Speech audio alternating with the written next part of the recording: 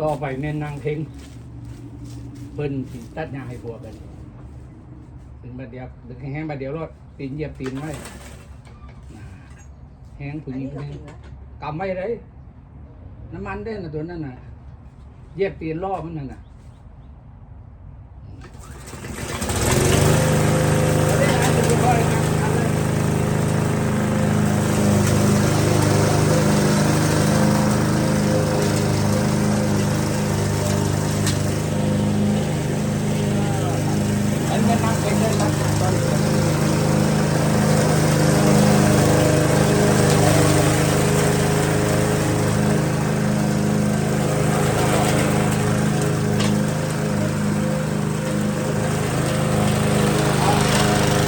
ยิงลาวตัดหญ้าก็เป็น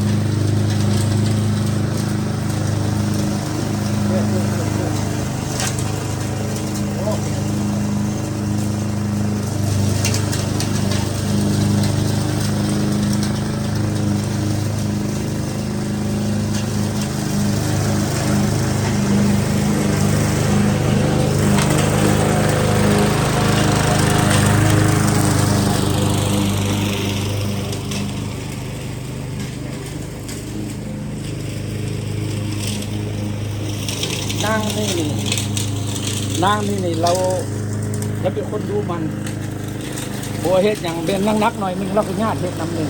เราหักปัวเราหลาย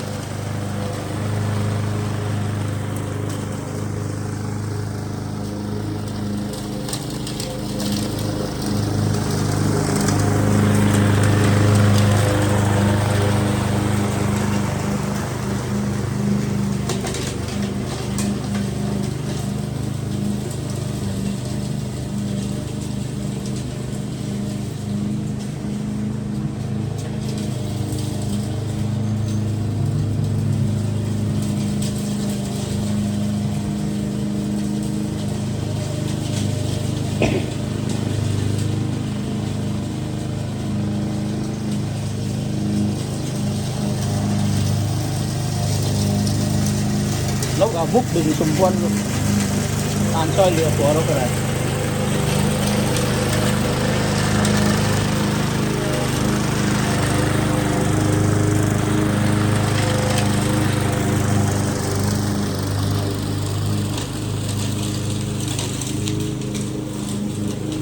แล่นเลยรถ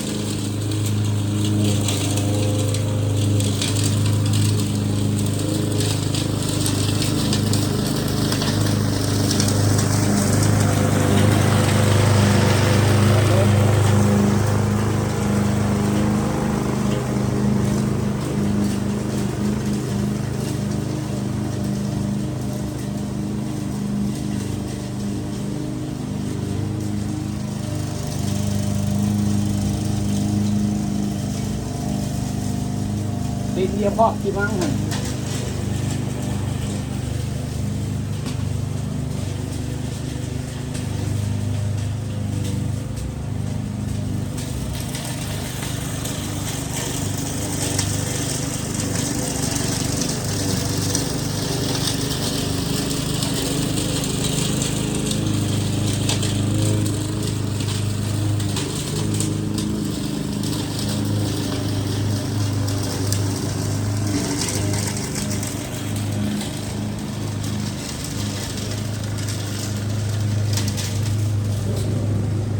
ไอ้นี่เป็นเราเป็นกระบังแหงอันหนึ่งร้อยขัวได้เรียกนักเรียกเบาแล้วบูสูแล้วสูตลอดเลยเราเรียกตัวขัวเรา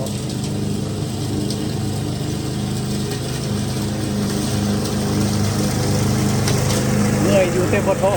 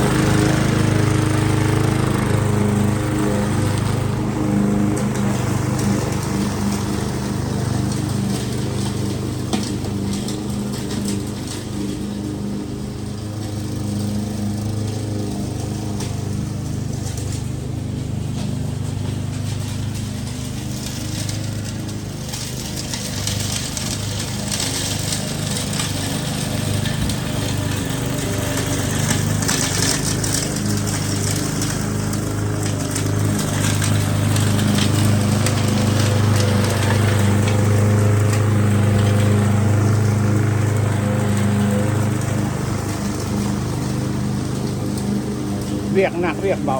ตัวมีอู้นี่สิแบ่งกันเฮ็ดจะได้เมื่อยแล้วคนเข้าต้องเฮ็ดให้มันแล้ว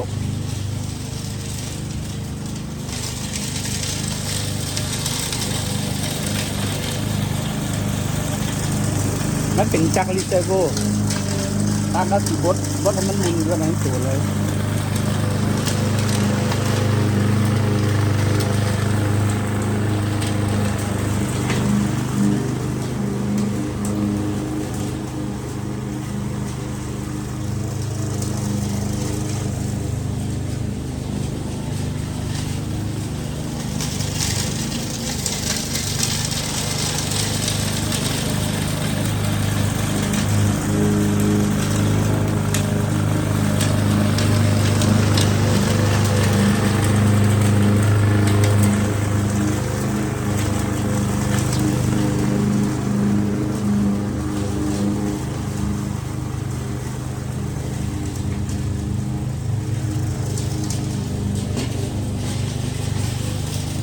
ไอ้นี่เป็นความสุขส่วนหนึ่งของครอบครัวนี้พวกเจ้ามักเฮ็ดเวียกมักเฮ็ดสวนพักสวนพักสวนมีอะไรกินดาราแล้วพอพัดเตาพอตัดพอไถแบ่งเฮ็ดออกไปมันไม่สบายใจเพราะเขาหมักในนี้ในที่นั้นเดินแบบดีกันเลยหมักจนเขาก็เรียกกัน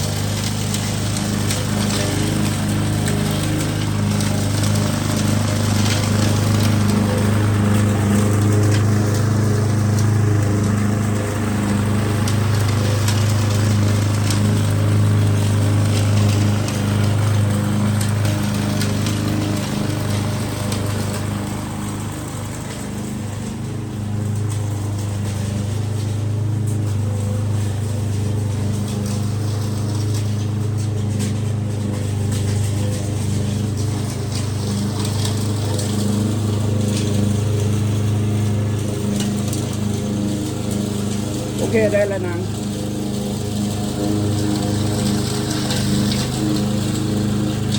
เข้าใจแล้ว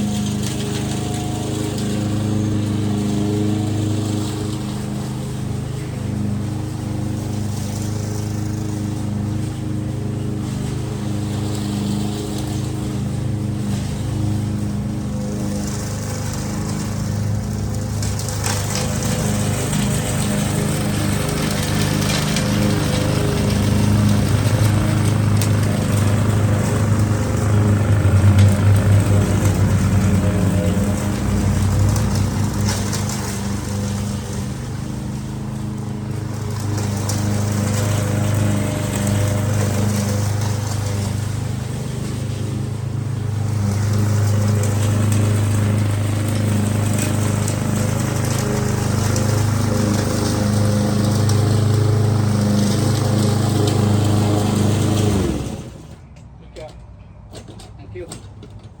เอาละกันนี่นี่ยามันนี่นะมันเอากระเป๋าน้ำดีเนาะเดี๋ยวนะจะดึงไปคอยจะตุ้มหล่น